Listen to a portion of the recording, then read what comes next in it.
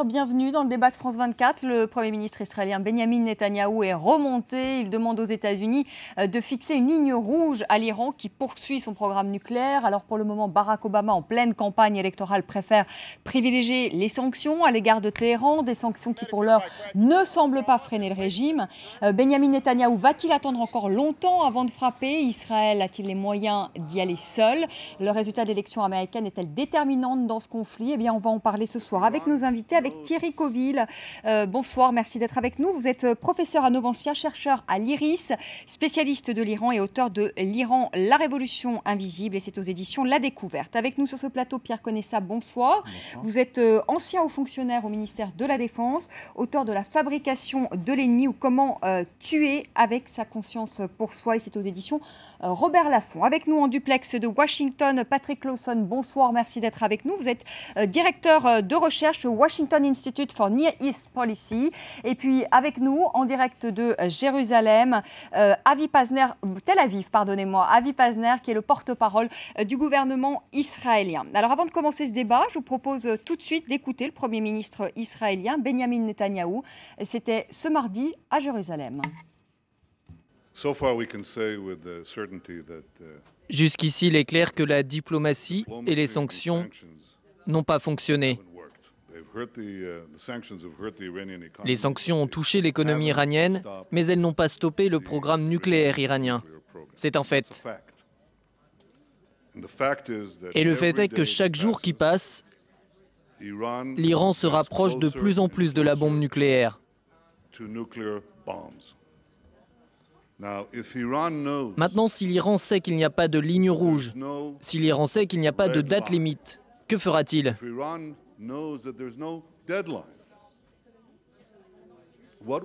Exactement ce qu'il est en train de faire.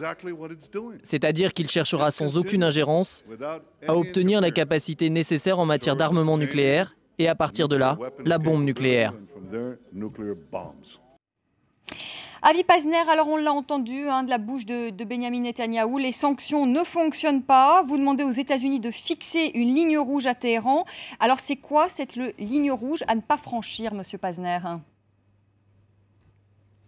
Eh bien, nous avons vu maintenant, nous avons l'expérience de plusieurs années de diplomatie futile, d'efforts diplomatiques futiles entre l'Occident et l'Iran. Et nous voyons que l'Iran cherche à gagner du temps et a bien réussi, je dois le dire malheureusement.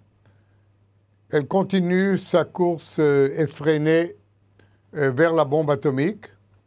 Et si on prend en considération que nous avons affaire à un régime extrêmement dangereux, à un régime qui a proclamé plus d'une fois sa volonté de détruire l'État d'Israël, il faut prendre ces menaces extrêmement au sérieux. Comment l'Iran peut-elle détruire l'État d'Israël? L'Iran est assez loin de l'État d'Israël. Il lui faut une arme qui puisse le faire. Et la seule arme qui puisse le faire, c'est l'arme nucléaire.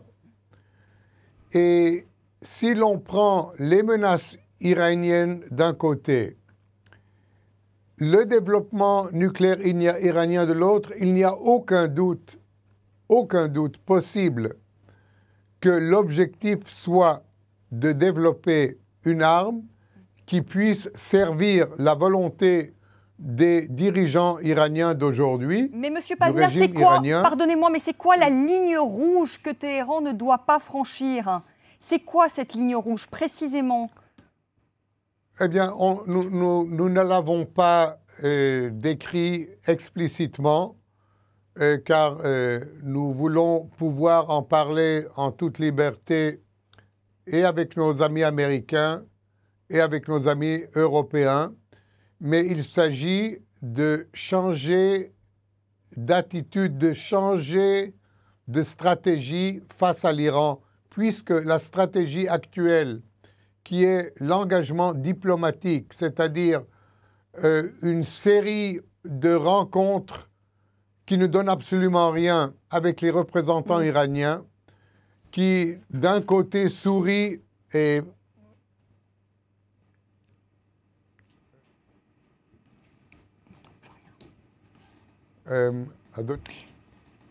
Alors, on a un petit souci de son avec la liaison avec Tel Aviv. Je ne sais pas si on peut encore entendre Monsieur Pazner.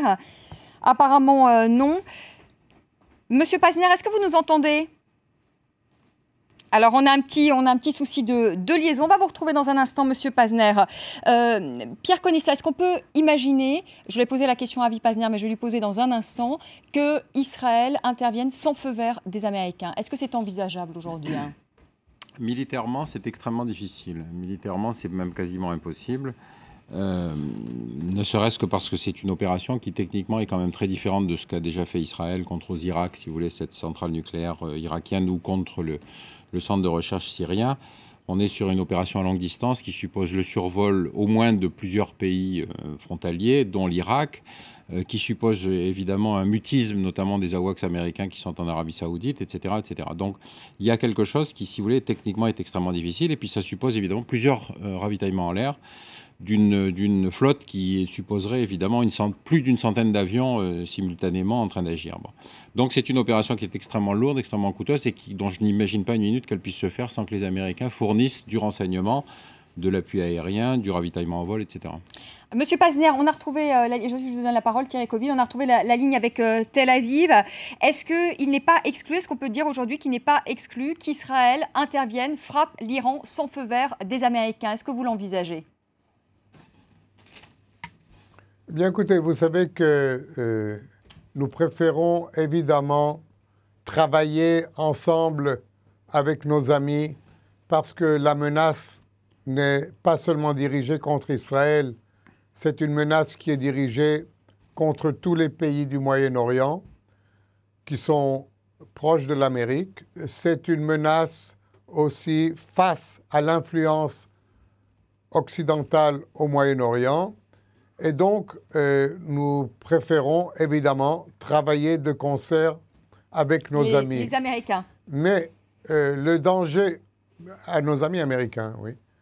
Mais le danger étant grave, il nous faut aussi prendre en considération que des fois, un pays est obligé de prendre ses responsabilités et d'œuvrer seul. Encore une fois, je le dis, ce n'est pas cela notre préférence, mais d'un autre côté, nous ne pouvons pas attendre tranquillement que l'Iran continue à se doter d'une arme nucléaire dont le seul objectif est l'anéantissement de l'État d'Israël. Alors on va partir à Washington, on retrouve Patrick Clauson.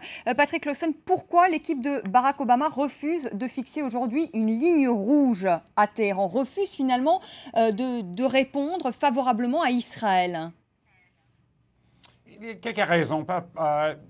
Il y a des autres choses qui s'occupent M. Obama maintenant, cela veut dire les élections présidentielles américaines. Mais aussi, un des problèmes des lignes rouges, c'est si on établit une ligne rouge, c'est implicitement une permission à Téhéran à avancer jusqu'à ses limites ou de détourner la limite par des autres actions avec le même objet. Alors, ligne rouge, ça c'est un peu difficile. Mais M. Netanyahu parlait de la possibilité d'une date limite. Et sur ça, maintenant, il y a des discussions ici à Washington. Est-ce qu'une date limite pour la diplomatie, ça avançait le faire ou non?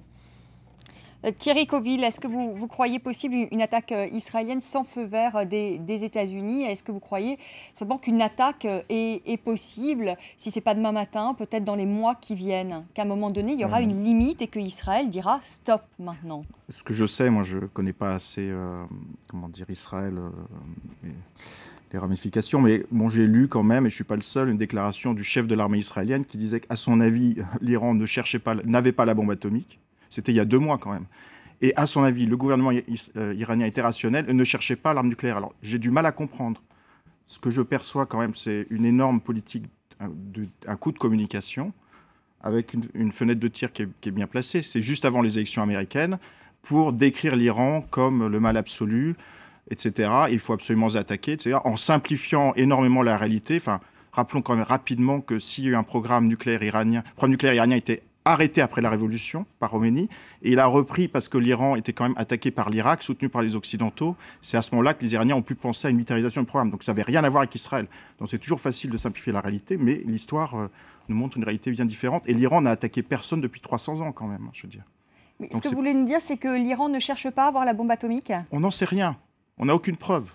Donc comment accepter que, je veux dire, et d'autre part, il faudrait quand même rappeler qu'il y a quand même, actuellement, on parle qu'Israël attaque des installations nucléaires.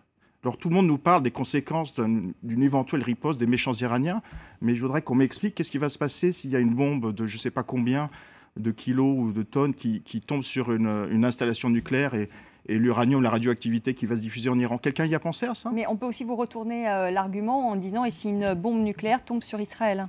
Non, mais je veux dire, écoutez, l'Iran, pour l'instant, il n'y a aucune preuve, et on en a cherché. On ne peut pas dire que les services secrets occidentaux n'aient pas cherché des preuves d'une militarisation du programme iranien. Je vous dis, moi, je répète les propos du chef de l'armée israélienne qui disait que l'Iran, à son avis, je pense qu'il est bien renseigné, n'avait pas la bombe atomique et avait arrêté de la chercher ou ne la cherchait pas. C'était il y a 2 mois. Alors, si vous voulez... Mais pourquoi l'AIEA alors demande à ce que ces inspecteurs puissent se rendre en Iran, que le régime iranien refuse? C'est pas vrai. L'AIEA a des inspecteurs qui sont sur place en Iran.